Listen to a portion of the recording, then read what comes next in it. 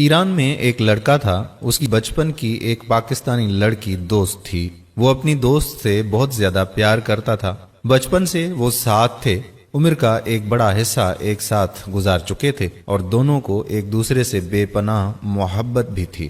وہ ایک اچھا آرٹسٹ بھی تھا۔ اس لڑکے نے لڑکی کی کافی ساری تصویریں بنا کر اسے گفٹ کی تھیں۔ اس وقت وہ ایک کمپنی میں ایک آپریٹر کی حیثیت سے کام کر رہا تھا اور لڑکی کافی امیر خاندان کی تھی۔ اس کا مستقبل کچھ زیادہ روشن نہیں تھا، لیکن پھر بھی ایک امید کے ساتھ وہ دونوں ساتھ ساتھ بہت خوش تھے۔ ایک دن اس کی دوست نے کہا کہ وہ گھر والوں کے ساتھ واپس پاکستان جا رہی ہے اور پھر کبھی واپس نہیں آئے گی۔ اس نے یہ بھی کہا کہ ساتھ میں ان دونوں کا کوئی خاص مستقبل نہیں دیکھ رہی، تو اب سے ان دونوں کے راستے الگ ہیں۔ یہ خبر اس لڑکے پر قہر بن کر ٹوٹی۔ اس لڑکے کا دل ٹوٹ گیا۔ ابھی وہ صدمے میں ہی تھا اور سوچ رہا تھا کہ کیا کیا جائے۔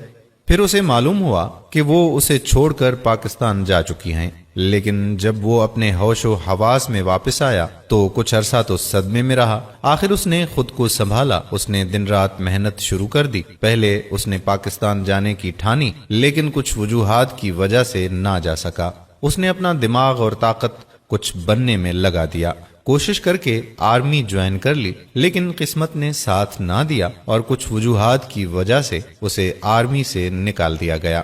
اس کی ساری ہمت ٹوٹ چکی تھی اور وہ زندگی سے مایوس ہو گیا۔ نا امیدی اور مایوسی میں اس نے کوکین جیسی لت کو منہ لگا لیا، لیکن اللہ تعالیٰ کو ابھی کچھ اور ہی منظور تھا۔ اسی دوران اس کا بچپن کا ایک دوست انگلینڈ سے پڑھائی مکمل کر کے واپس آیا تو جیسے رحمت کا فرشتہ بن کر آیا ہو، اور آخرکار اس نے اسے ڈھونڈ لیا۔ اس سے اس کی حالت دیکھی نہ گئی اور اس نے اس کا مکمل علاج کروایا اور پھر سے جسمانی طور پر زندگی کی طرف لوٹ آیا۔ لیکن دل و دماغ اب تک سارا کی تلاش میں اٹکا ہوا تھا۔ اسے یقین تھا کہ وہ اسے کسی بھی طرح ڈھونڈ لے گا، لیکن اب تک کی سب کوششیں بیکار ہی گئیں۔ آخر اس نے پاکستان آنے اور اسے ڈھونڈنے کی آخری کوشش کی۔ اسے امید تھی کہ وہ اسے ڈھونڈ لے گا۔ اس نے اپنا سب کچھ داؤ پر لگا دیا اور پاکستان جا پہنچا۔ ممکنہ کوشش کی جو کہ وہ کر سکتا تھا۔ 1 سال سے زیادہ عرصہ تمام کوششوں کے باوجود، ہر جگہ کھاک چھاننے کے بعد بھی جہاں جہاں کا ذکر وہ اس کے ساتھ کیا کرتی تھی، اسے سارا کی کوئی خبر نہ ملی۔ بالآخر وہ مایوس ہو کر واپس ایران لوٹ گیا۔ واپس جا کر اس نے اپنے دوست کی مدد سے اپنی کمپنی کھول لی۔ محنت کی اور محنت کا پھل بھی ملا۔ آپ اس وقت تک نہیں ہارتے جب تک کہ آپ خود کوشش چھوڑ دیں اور خود ہار تسلیم نہ کر لیں۔ اس لڑکے نے بھی ہار نہ مانی اور پھر اس نے وہ حاصل کر لیا جو وہ چاہتا تھا۔ اسے کامیابیاں بھی ملیں، لیکن دل اب تک کہیں اور ہی تھا۔ وہ اپنی ہر کامیابی کا جشن اس کے ساتھ منانا چاہتا تھا۔ اس دوران بھی اس نے اسے ڈھونڈنے میں کوئی کسر نہیں چھوڑی تھی، لیکن اب تک بس ایک امید ہی تھی کہ وہ اسے ڈھونڈ لے گا۔ لیکن ہر پل اسے اس کی یاد، اس کے ساتھ گزارا ہوا ہر پل اسے اذیت دیتا تھا۔ زندگی جیسے رک سی گئی تھی۔ رات کو اکیلے رونا اس کا معمول بن گیا تھا۔ اسے یہ بھی معلوم نہ تھا کہ وہ کس حال میں ہے۔ لوگوں کے سامنے روز ہمت بنتا، مسکرا لیتا، لیکن کم ہی کوئی جان پاتا کہ اس مسکراہٹ کے پیچھے کتنے غم اور آنسو، اذیتیں چھپی ہوئی ہیں۔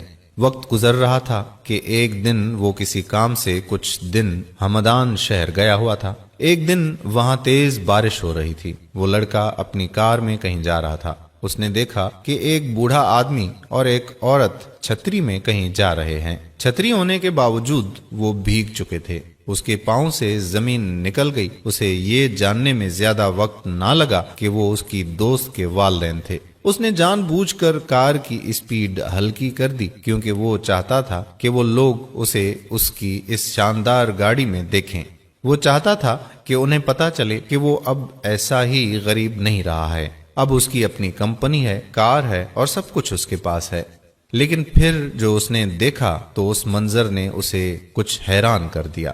وہ لوگ ایک قبرستان کی طرف جا رہے تھے۔ وہ لڑکا اپنی گاڑی سے اترا اور ان کے پیچھے چل دیا۔ اس نے دیکھا کہ ایک قبر پر اس کی دوست کا نام لکھا ہے اور اس کے والدین کے ہاتھ میں اس کے دوست کی تصویریں تھیں۔ اس کے لیے تو دنیا جیسے رک ہی گئی تھی۔ اس نے دیکھا کہ اس کی بنائی ہوئی تصویریں جو کہ اس نے اس کو بنا کر دی تھیں اس قبر کے برابر میں رکھی ہیں۔ اس کے والدین نے اسے دیکھ لیا تھا۔ پہلے تو صدمے میں اس سے کچھ بولا ہی نہیں جا رہا تھا، پھر پاگلوں کی طرح دھاڑے مار مار کر رونے لگا۔ اس لڑکے نے روتے روتے پوچھا کہ یہ سب کب ہوا؟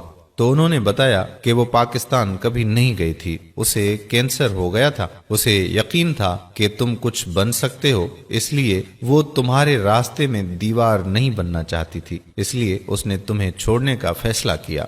کبھی کبھی اگر کوئی آپ کو ویسے پیار نہیں کرتا جیسے آپ چاہتے ہیں تو اس کا یہ مطلب ہرگز نہیں ہوتا کہ وہ آپ سے پیار ہی نہیں کرتا۔ اس نے اپنے والدین سے کہا تھا کہ اس کے مرنے کے بعد یہ تصویریں اس کی قبر کے برابر میں رکھ دیں، کیونکہ اگر کسی دن قسمت تمہیں یہاں لے آئے تو تم اس کے سچے پیار کو سمجھ جاؤ گے۔ اس کی محبت جسے وہ در بدر ڈھونڈ رہا تھا وہ 3 سال پہلے ہی مٹی میں دفن ہو کر اپنی محبت کا اظہار کر رہی تھی۔ آج اس کی تلاش ختم ہو گئی تھی۔ آج اس نے اپنی محبت کو ڈھونڈ لیا تھا۔ اس کے بعد وہاں صرف تیز بارش، قبر اور اس کی خاموش محبت اور سسکیاں تھیں۔ جیسے جیسے رونے کی آوازیں اونچی ہوتی بارش تیز ہو جاتی۔ شاید بارش کو کسی بات کا احساس تھا۔ کسی کو یاد کرنے کا دردناک طریقہ یہ ہوتا ہے کہ آپ اس کے برابر میں بیٹھ جاؤ، یہ جانتے ہوئے بھی کہ نہ آپ اس کو پا سکتے ہو اور نہ ہی اسے کبھی دیکھ سکتے ہو۔ زندگی میں انہیں وقت دیں جو آپ کے لیے اہم ہیں۔ کہیں ایسا نہ ہو کہ کسی دن آپ جاگیں تو اس انسان کو ہی کھو دیں جو آپ کے لیے بہت اہم تھا۔ امید کرتا ہوں کہ ہماری آج کی یہ ویڈیو آپ کو ضرور پسند آئی ہوگی اور اس کو صدقہ جاریہ کے طور پر اپنے دوستوں احباب کے ساتھ ضرور شیئر کریں گے۔ اگر آپ نے ابھی تک ہمارا پیج پیارا اسلام لائک نہیں کیا تو ابھی سے لائک کر کے فالو کر دیجئے اور ساتھ ساتھ ہمارے یوٹیوب چینل پیارا اسلام کو بھی سبسکرائب کر دیجئے تاکہ ہم ایسی مزید معلوماتی اور دلچسپ ویڈیوز آپ تک پہنچاتے رہیں۔ جزاک اللہ خیرہ۔ السلام علیکم ورحمۃ اللہ وبرکاتہ۔